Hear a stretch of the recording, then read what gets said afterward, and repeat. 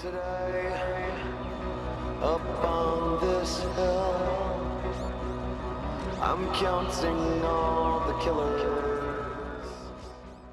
Welcome back to another episode of Horror Movie Project Podcast. We are back. It's been like a year, but we are feeling it. Got Dan from Reject Films on my side call here, and yeah, this is Dead Michael on another call. We're doing this on the phone.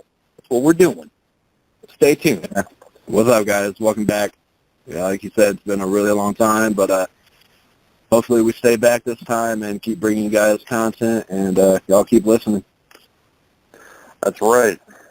We were going to start out with Candy Corn, and we're going to do The Dead Don't Die, and then our take on Three from Hell. We both saw it in theaters, so let you guys know what we think of that one. We'll save it for the last one, the best for last. All right. All right, so let's start off with Candy Corn. A lot of people in this one, a lot of well-known names in the horror community, and I was really excited for this one, and thought it was going to be really awesome. And I don't know about you, but I felt a little let down.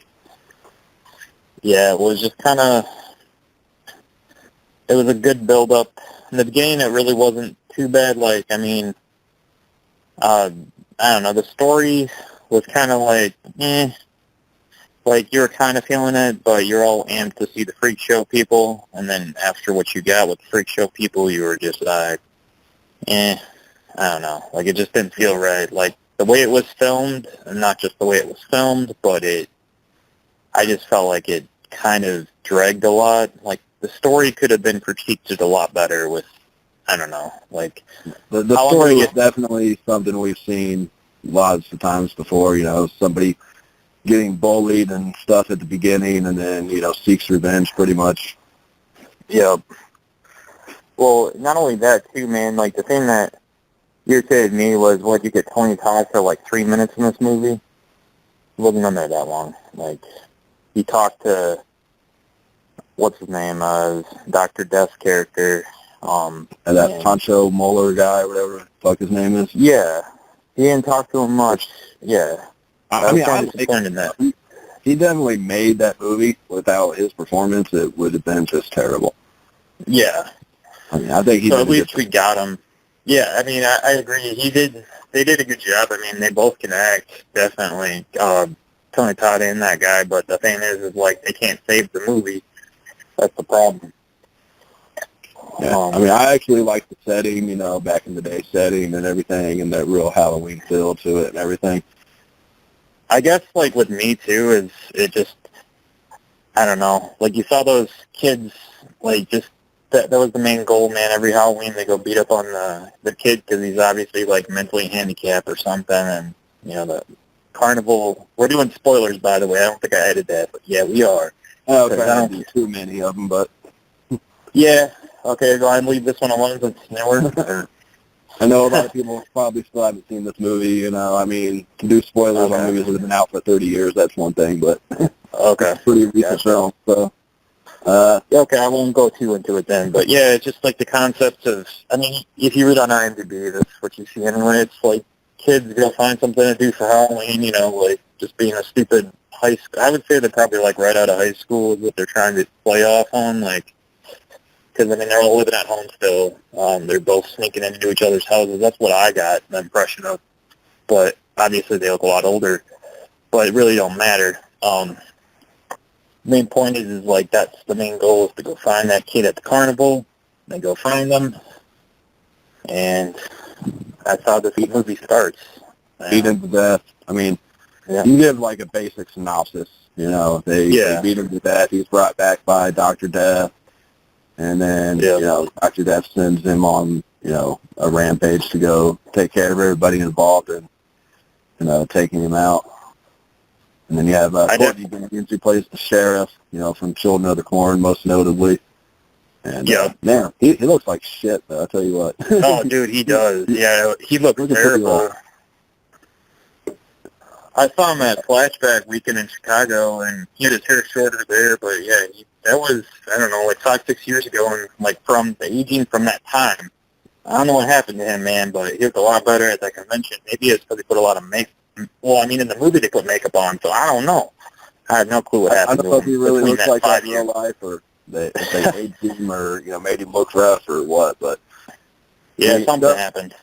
It's pretty much back and forth between Courtney Gaines as the sheriff and Dr. Death's character. It's pretty much back and forth between them two is what the movie really turns into. Him determined to find something out on him, and I did like the mask that he wore, that pumpkin mask. The mask was cool. The outfit he had was cool, but it's still just, I don't know, like. And you gotta love Gus too, man. Gus was. But that was my favorite guy, dude. That was the best part of the movie, in my opinion. But like Gus was classic, going in there bragging all the time how cool he was, and all kind the of like the intentionally bad acting. The intentionally bad acting was kind of. I mean, well, all right, go ahead. When you know it's supposed to be that way, it's one thing, because it's obvious that they wanted him to act like they would back in something from the 80s or something type horror movie, where all the acting was just terrible. And, some of these people can actually act. They just, we're doing it for this movie to be kind of cheesy and everything. Yeah, for sure. Yeah, Gus, you'll like him if you watch this, because he's, like, pretty entertaining, bragging to all the local people, and then all the chicks want him. But yeah, he's got a lot going for him. Yeah. And that bathroom scene that he was in, that was pretty. Yep. When he finally meets the kid that he tormented, trying to get some action, I don't know. I felt like I was left with more like backstory on Dr. Death and the whole ritual of everything, and like you said, there's not much story to it. I mean, it's just kind of. I don't know. It's just, I would have liked it if Dr. Death just in general, the carnival they're kind of left out of it too, to a degree. Like, they know something's up, but Dr. Death and the sheriff are still the two main, like you said, back and forth. But yeah, it's just, there's not much more to say, I guess. It's just not, they could have developed this, they had perfect setting to like do something great. And they pretty much gave us a result of, like, something that I just don't feel like it was thought of that much, like what they could have done. But because they had rides and stuff there, man, they could have had that guy killing them on all that cool stuff. I don't know. It would have been cool if they would have used a lot more of their scenery they had. Because, that small town would have been perfect. I don't know. I'm a fan of backstory. I like knowing how things came to be. But then again, like I've said it somewhere on something, and I can't remember where, but, maybe it's the beginning of this character, and we'll get another one and delve more into, exactly. Maybe they'll give you something explaining it. Yeah, it's just they had, like, cooler stuff I guess they could have done with the kills and stuff like that. The kills were kind of cool, but they had that whole carnival. I would have liked to see more with it. I feel like it was just kind of, when you have all those scenes and you could do something epic with it, and then you just kind of go, we're going to have this guy kill him in, like, bedrooms and, bathrooms. It's just, Well, one of the cooler kill scenes they kind of cut away from, too. Well, you're talking about the one that, something to do with somebody's back? Yeah? Yeah. They kind of cut away from it, and it wasn't as cool as it could have been. Yeah, exactly. Like, the kills could have been better, the storyline, all that being said. I don't really think there's much more to add to it. I was amped up about it because I saw the names. Anytime they throw a bunch of names like that, even if you know it's going to suck or whatever, you're still going to go check it out. There's no stopping you. Even if your friends are saying it's no good, you're still going to, you can't say no to Tony Todd and the other people in there, man. You read those names and you're like, I got to see this. It's Halloween time. And you had PJ Souls in there as well. Was one of the other big names. Classic person from Halloween and Dell's Rejects with her kid in the car. I can't think of anything else because I don't really care about it. No, but it's a name that's a staple in the horror. Yeah. mean, Yeah, she was a receptionist to the sheriff or whatever. I don't think we have much else to really say about this one. I mean, no. Like you, I was drawn by the names, and I saw a lot of people picking it up on Instagram and all this, and shortly after it came out, they were all kind of selling it. So, yeah, and the artwork was cool too, man. Like the way they did the setup for the poster, or whatever, the Blu-ray, it looks cool. That's the thing. Like if you draw people in, especially and they're obviously going to plaster the names on there. They did it with, like, Death House or any of those other movies, man. They put any of the horror actors, you see Kane Hodder or anybody on any of these movies, you're just going to be like, hell yeah. Horror movie with them in it? I haven't seen it yet. I'm going to check it out. All right, so what's your final rating on Candy Corn? I don't know, man. I might have to... it's pretty low. I mean, I like the start of it.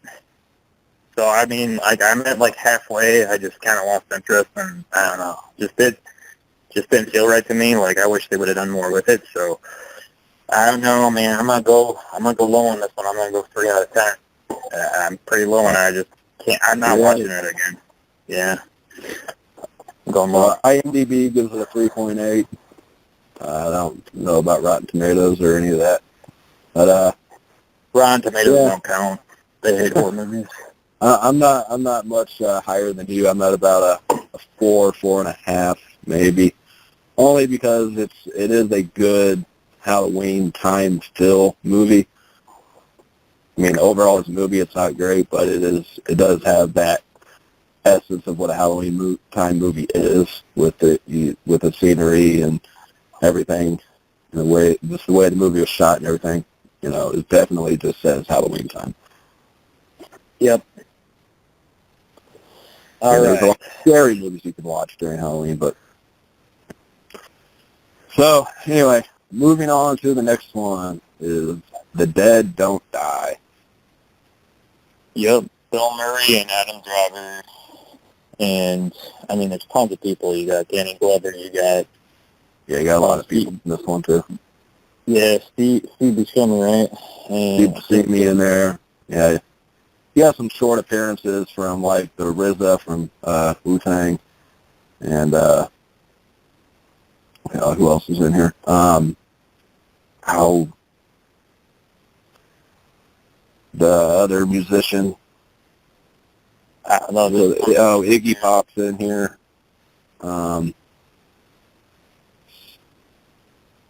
Selena Gomez. Was that the girl from the one that was with the kids, I'm guessing? The hotel room? Or is that Yeah, she was the one driving the classic car. You got Tilda Swinton as the weird person in this film, who later on in the movie you realize why she's so strange. Yeah. But she's definitely one of the better characters in my opinion, because she keeps it interesting for a while. Real weird. Yeah, probably the most self-aware film I've watched in a long time. Yeah, it's definitely, I don't know, it was weird, because when this first came out, I remember people were hyped up about it. Like, they were like, you know, Bill Murray and the zombie movie with Adam Driver, so people were pretty excited at work and wherever else I was. Like, just in general, people were talking about it before I got to see it. You're breaking up pretty bad there, Matt. Oh, I don't know what happened there, but I moved my area. But, no, I think that, like, when it first came out, didn't it get to theaters for this, or no? Was it in the theaters? If it did, it was just like a short run or something, or select theaters, Well, the thing is like, there was a lot of hype about it before it came out, and then you heard nothing. Like, it vanished. I thought the film was, like, it just was never completed or something. Like, I don't know what happened, but I actually forgot about it. Years back. I saw all those names in it and got all excited for it, and like you, I didn't hear anything for a while, and all of a sudden it was just out on video. Yep. Yeah, I rented it at Family Video on DVD. Your location might have it there too, if you want to watch it. But yeah, That's where I found it, and that's how I like remembered what it was because I saw the names.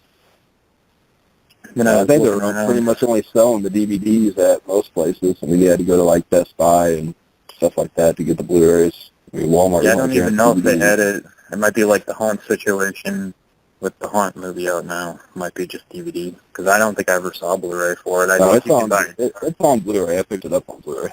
Oh yeah, you're right. I forgot about your update. Yeah, I remember now. Yeah, it must have been like. They didn't rare have to get that the on the Blu-ray. floor. They just had them in the back. I'm like, hey, I need this movie. It shows it's here, and they had to go back to the back to get it. They didn't put it out on the shelves. Gotcha. So your Blu-ray is probably worth money then, I'm thinking, or it's just not that many made of the Blu-rays, because I saw quite a few DVDs at Family Video, and then on digital, you can find it, I'm sure. I'm sure you can get it off Amazon or whatever. Yeah. All right. Getting into this movie, it starts out pretty strong. I don't know, like I was really digging it, the dry humor and everything in the beginning with Adam Driver and Bill Murray. I wasn't a big fan of Adam Driver because of Star Wars, but with this, I was actually into him. Like, I was actually digging him. I was like, he's not that bad. And, like, I was actually, like, liking the dude. But then, yeah, this movie, I was like, you know, it's cool that it's got, like, a zombie comedy because you don't get that much. Because the last time we saw something like this, where it opened up was, like, Shaun of the Dead, where it was Zombieland. You don't really... There's not a whole lot of horror comedies out there, so especially with bigger names, you know. Yeah, I love how they just keep the same demeanor throughout the whole film. Like nothing surprises them, nothing really, they just stay the same way all the way through, no matter what happens. Yeah, the dry humor for sure. Yeah, I like the dry humor in it. I was digging it. It's a small town. They kept showing.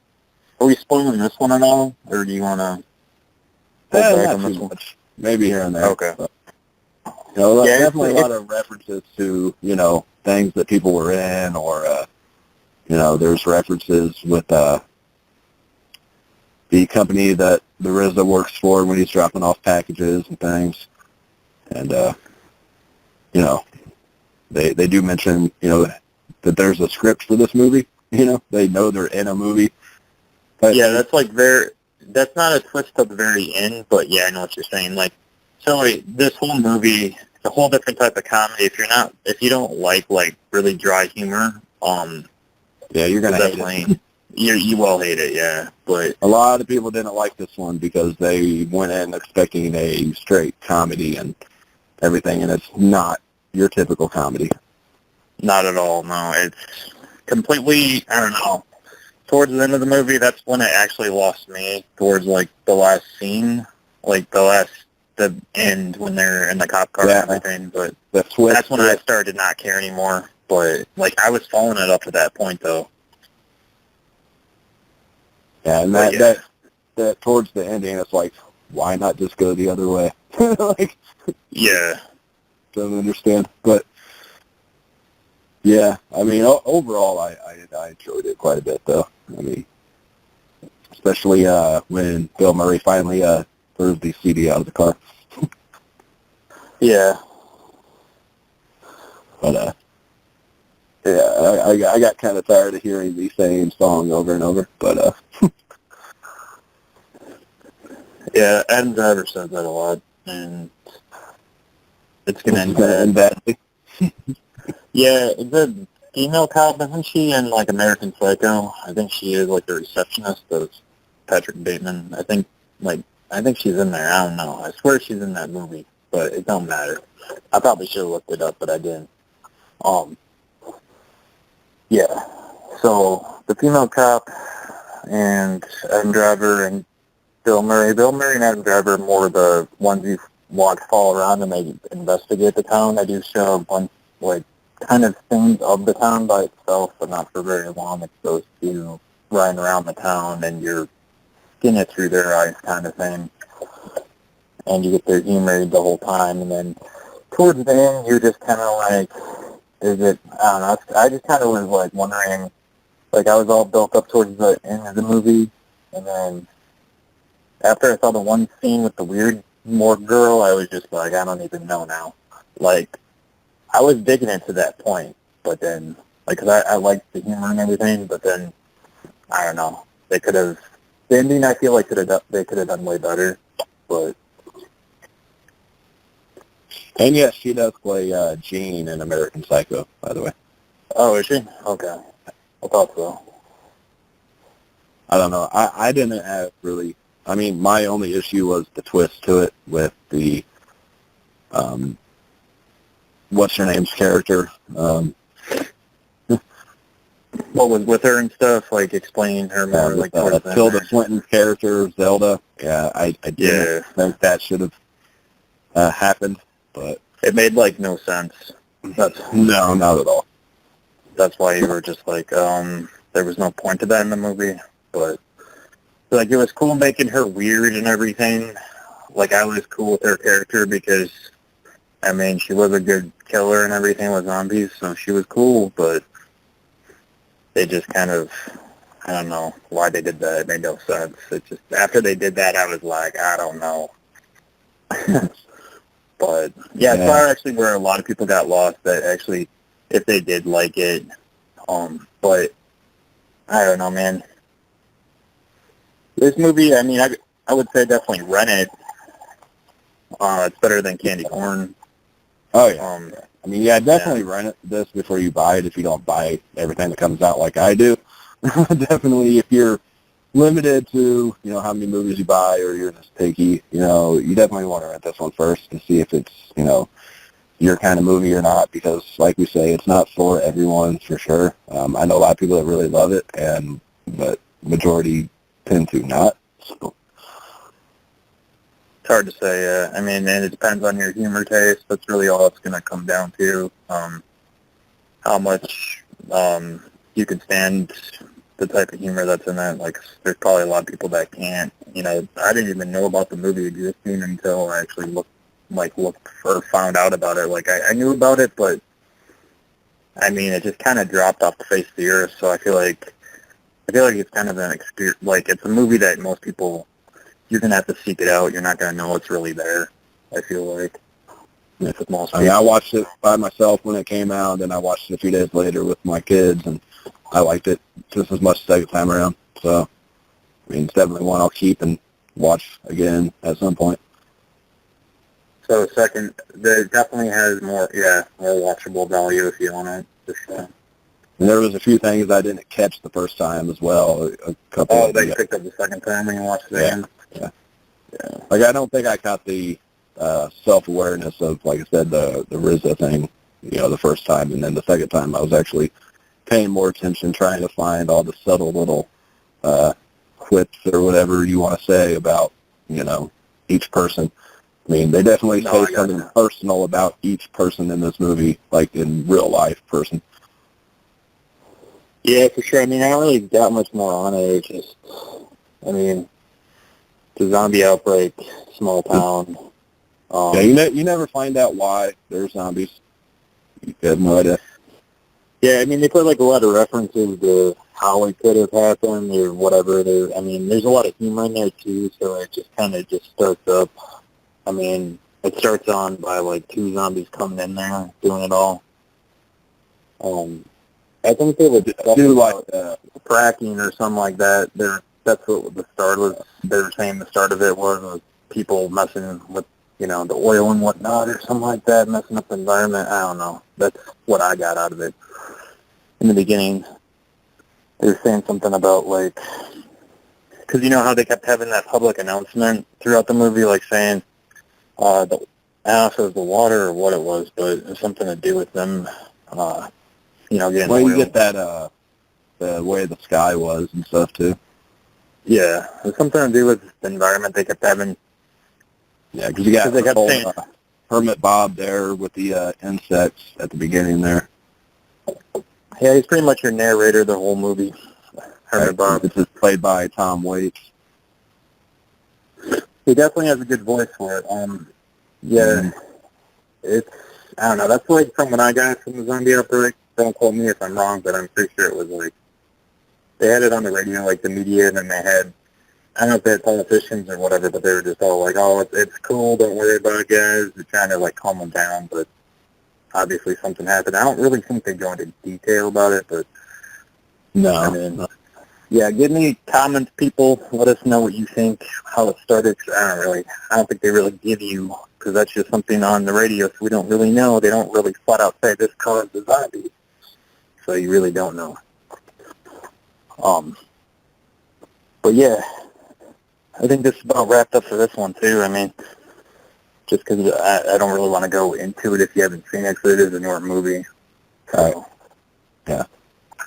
And you can't really, if you're going to keep talking about it, it's just something you'd have to start doing. You'd have to start describing everything. So. Yep. So, anyway, IMDb gives it a 5.5. I would probably give this one, I don't know, I could rent it again in the future. I don't think I'll buy it, but I'd probably give it like, I don't know, I'd probably do like 4.5 out of 10. I don't know if I'd actually own it, like, just because the ending, like, other than that, though, everything else up to the ending was awesome. Like, I enjoyed the rest of it. Did you say Just that, 4.5? yeah, dude, like that one scene at the end there, and Wow. not just that, yeah, I didn't like it as much as you did, but I don't know, just the one scene towards the end, and then, I don't know, towards the end with what they did, I just didn't dig the end of it. I mean, I don't think the end ruined the movie. You know, it didn't ruin everything up to that point or nothing. I mean, so, I mean, I come in at like a 7 out of 10 on this one. Oh, well, yeah, you did like that one more. Oh. Yeah, I really enjoyed this one. I mean, you know, maybe if I watched it again, I'd like it better, but I don't know. Mainly because it wasn't your normal, stupid comedy shit like Zombieland and stuff. I mean, I enjoy those movies too, but it's something we don't see a whole lot of, you know, and it's nice to have something different. For sure. You know, you had the Star Wars references, every little thing just kind of, and it just, and like I say, them keeping the same demeanor all the way through was just killing me. Like, all this shit starts going on, and they're just like, oh, you know. There's Star Wars and Lord of the Rings and tons of references. If you're a nerd, you'll know them all. Like, if you know all those franchises, you'll pick up on it well. Like, if you've watched all the basic stuff, like the popular sci-fi and popular, like, fantasy stuff, you'll totally get it. Like most people have, so. All right, well, so I believe we decided coming back to this podcast, we're going to do reviews on 2 films like we just did, our complete thoughts on it and everything, and do just one random quick thought film here at the end. You know, we'll try to keep it like a mainstream type movie that most people have seen or are going to see for the quick thoughts section. So, quick thoughts on this episode is going to be on 3 from Hell. Yep. We both saw it theatrical too. Like, I saw it Wednesday with Double Tree Chicks, and then 3 from Hell, and then you saw it the Monday that he, like, said it was, like, the last showing right before it got released Tuesday, right? Yeah. Yep.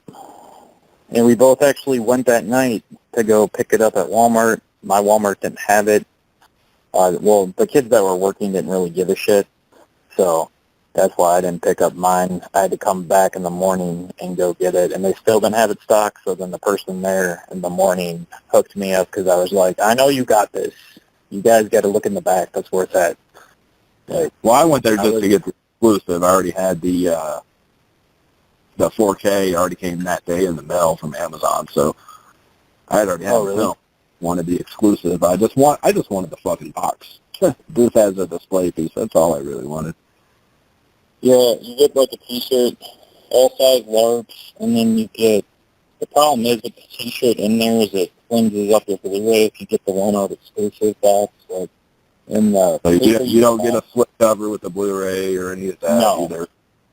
That's why you go back to Walmart and you grab the cool 4K cover and you stick it over your Blu-ray like I did, because that cover is awesome.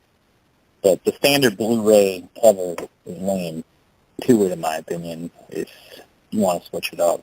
Yeah. I wish the 4K cover is awesome. I honestly like the black and red, design of the box. I wish that would have been the Blu-ray cover The myself. cover? That would have been awesome. They should have did it like that.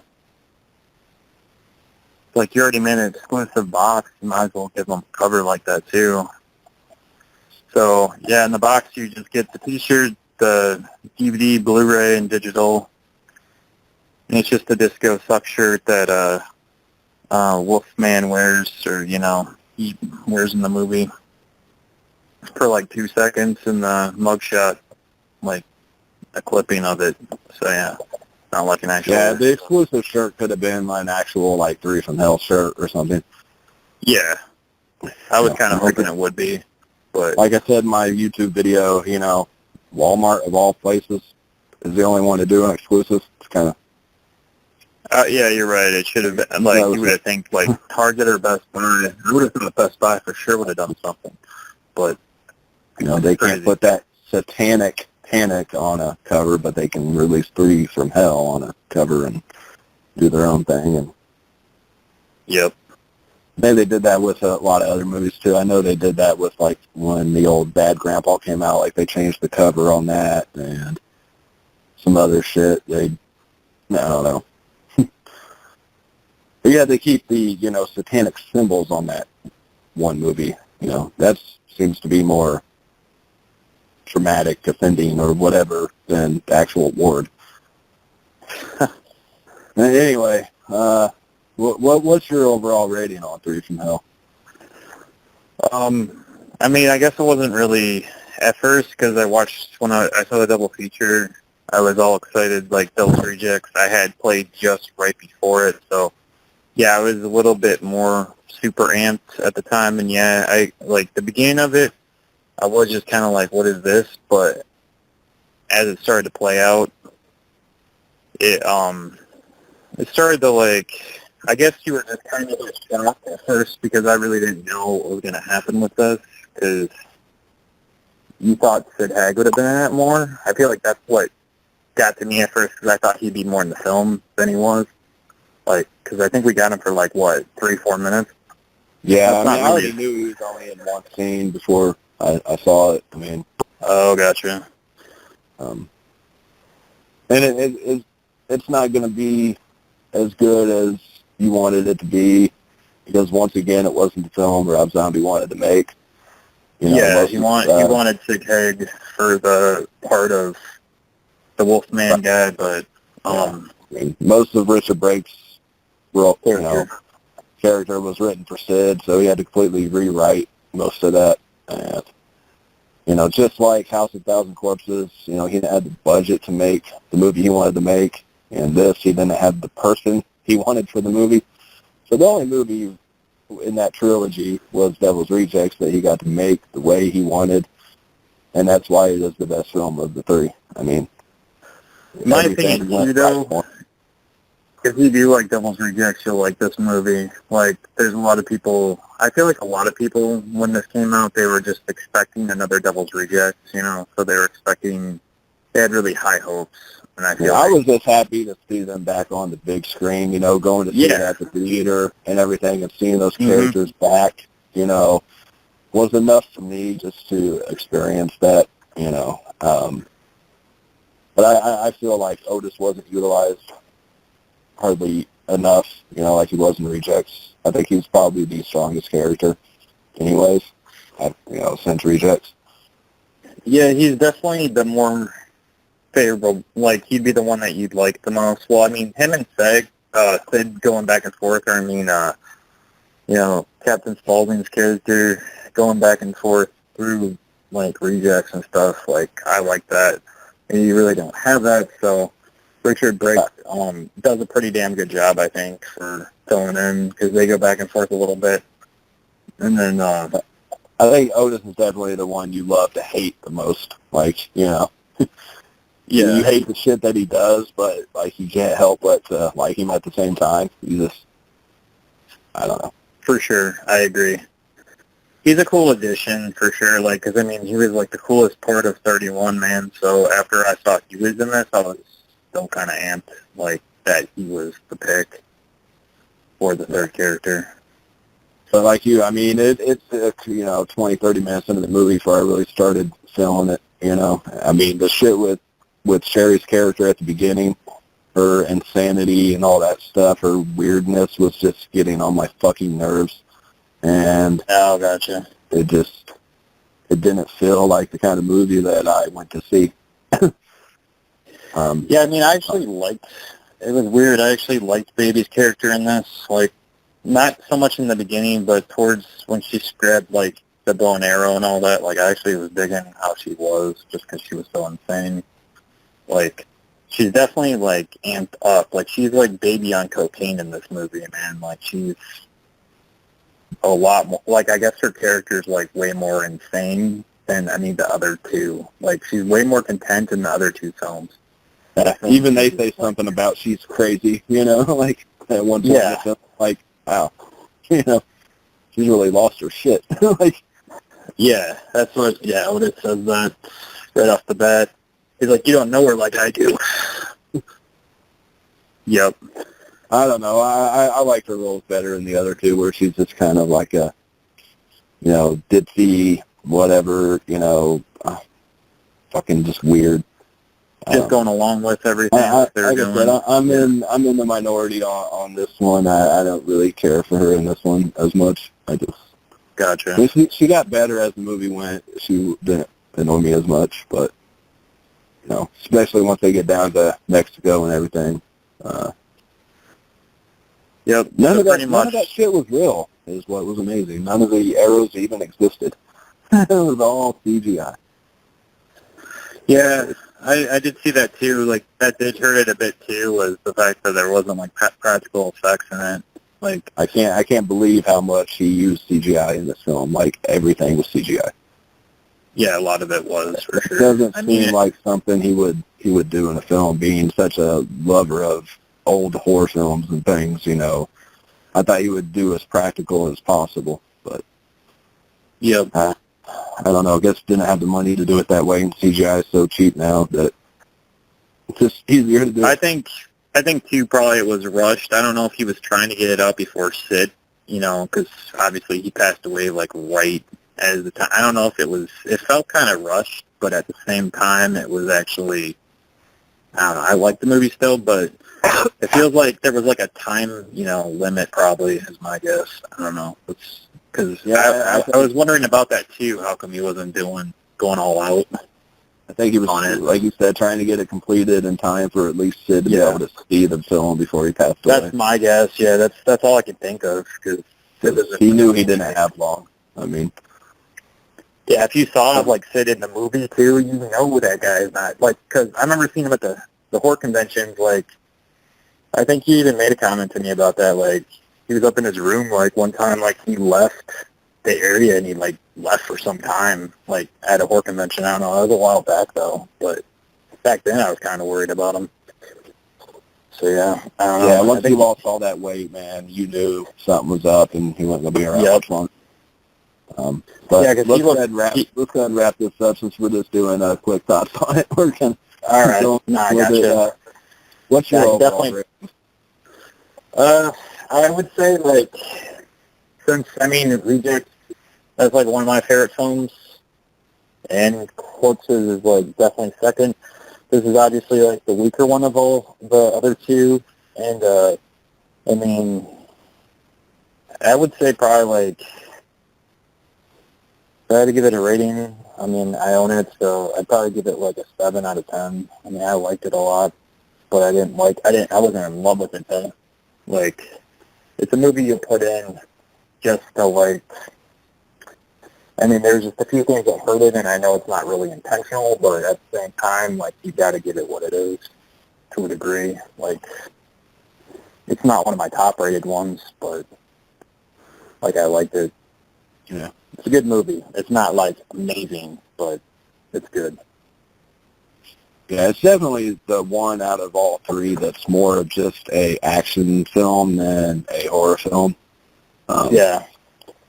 I mean, I don't even consider Devil's Rejects a horror film. No, it's its own thing, kind of, like... Yeah, it's hard to categorize. I mean... It really is. Thriller, drama, horror element. I guess it would be like it's almost like an Outcast, like, desert kind of film. I don't know how to describe it, but, like, it's kind of like not Bonnie and Clyde, but, like, its own. Natural Born Killers would probably be kind of in the same ballpark, I guess. More whatever. Unsettling horror than, straight horror. I mean, more like the things that are going on are horrific acts, but yep. This one didn't have those horrific acts for me. You didn't have the scene in the hotel room from Devil's Rejects, that was just so unsettling, or, you didn't have the quotable shit from the other two, I don't feel. I mean, even the couple lines Otis had weren't great. That he, tried to have some kind of quotes like he did from Rejects. Yeah, I mean, there's some, like, stuff that you're probably going to remember if you watch it, because Otis still does say a couple lines better. Yeah, actually, when he's in prison, he says a couple things, but I don't think they went over as well as they intended. Yeah. I mean, you didn't have no, I am the devil, I'm here to do the devil's work shit. You didn't have... I did like it when he made the comment to the warden about how the warden told him this was a death factory. That was good. That was a good comment back, because then he's like, this is my factory or whatever, and this is whatever, and he says it back to him. Like, I do like how Otis always finds the people that are, like, screwing him over, and then he, like, calls them out, and then he takes care of them, This is the only movie I liked him into, that Jeff Daniel Phillips. I know he was in, 31 and some other stuff. I didn't really like him up until this point, but I did kind of like him in this movie as the warden. He's definitely getting better as he's getting older, and I think even Rob made the comment in the bonus disc there that he likes working with older actors, because they have that presence and everything. Yeah, he definitely... I wasn't really a huge fan of him in 31 either, or he always played like a... and he was in Halloween, too. I mean, he was in Lords of Salem, so he's in a couple of this, and I don't know, he just... That guy, in general, I didn't really care for him much because he always played like the over-cocky asshole kind of thinking he was the shit. That's kind of like how he had most of his roles. I don't know. Thought he knew everything kind of thing. Anyway, for me, this one definitely falls after Rejects. As a film in whole, it is a better overall film than House of Thousand Corpses. I probably enjoy House more, but as an overall House film, has definitely got more of a trippy element to it. Like, House is like one that you... It's got more that, like, iconic for Spaulding's character and everything as well. Yeah, it's got the artwork to it more so than this was just I feel like thrown together. I feel like House is Spaulding's shining moments, and Rejects is Otis, and this one is Baby. Yeah, for sure. That's not a bad way to look at it. I definitely feel that. Overall, I'd give it probably a 6.5 out of 10. Didn't love it, didn't hate it. It was just kind of there for me. I don't know. Yeah, it was definitely, I mean, I was happy I saw it in theaters. Like, I'm happy I bought it, but I'm not, like, crazy about it like I am Rejects or, like, you know. I mean, I haven't rewatched it since the theater. I definitely want to rewatch it on, the 4K and yeah, see, kind of, I'm curious to what the 4K transfer is on it, actually. What it's like. I mean, it's another one of, is made to be kind of gritty and stuff, so 4K is not really going to do anything for this film. But, no, I gotcha. I did like that Pancho Mulder guy's character in this, though, as well, going back to him again from Candy Corn. His relationship with Sherry there and everything, and you're just like rooting for this little guy, like. Yeah, and he had a cool mask thing he was wearing too, man. I don't know, I liked him better than the candy corn guy. Yeah. His character in this was better. Yeah. The long hair, and yeah. He's like an artist. Yeah. Running around the hotel. Yeah. And they do leave it open, to carry on these three characters. So it'd be interesting if he does another one with them three instead. Yeah, I'm kind of curious about that too. What he's gonna do, because it does. You're right.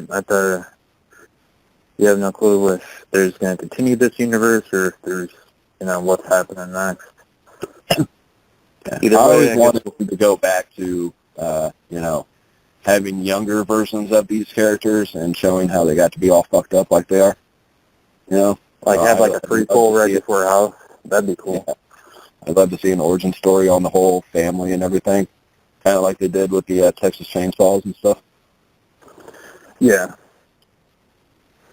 Yeah, I wouldn't mind seeing that. I'd actually go see that in theaters. I mean, anything that Rob Zombie does, I'll probably go to the theater and check it out beforehand. Unless it's a sequel to Lords of Salem. Yes, if it's Lords of Salem, nothing. If it's a Halloween 3, I probably won't, or Lords of Salem. I will watch Halloween 2 over Lords any day. Yeah, I mean, the thing is, either one of those, I don't know, if they were advertised, if it was, Halloween 3 or Lords of Salem, I would just be now if it was, something to do with this franchise, hell yeah, I'd go to the theater. Or, I don't know, it's got to be something, 31, I'd probably go to the theater to see before, Halloween 2 or Lords of Salem. I just can't do those two. 31 had a lot of potential, it just wasn't executed right. I mean, I don't know. Yeah, I mean, that's what I'm saying, it still has that same feeling to it, his grittiness, so I would go see 31. That was the first movie I thought, man, I really don't like Malcolm McDowell anymore. Yeah, I don't think he did anything for that movie at all. But anyway, let's wrap this up, and all right, keep it under an hour. Yeah, I got you. For sure. Thank you guys for tuning in and everything. We'll try to get back to not talking over each other and everything like that. A little rusty. And yeah, it's been a while. Anything you guys have to request, like I say, we'll do at least 2 movies that we actually want to watch, or if you guys want to request movies for us to watch, and then just throw something else in at the end. And, yeah, guys, request some stuff that's just crazy that no one's done before. I want to do stuff that most other podcasts haven't even touched yet. So throw us whatever. I'm down. We pretty much have access to pretty much any film ever made. So yeah, we will find a way. Let us know what you want to see. We'll be happy to do so. So see you guys on the next episode. Thanks for tuning in. Later. Yep. Bye.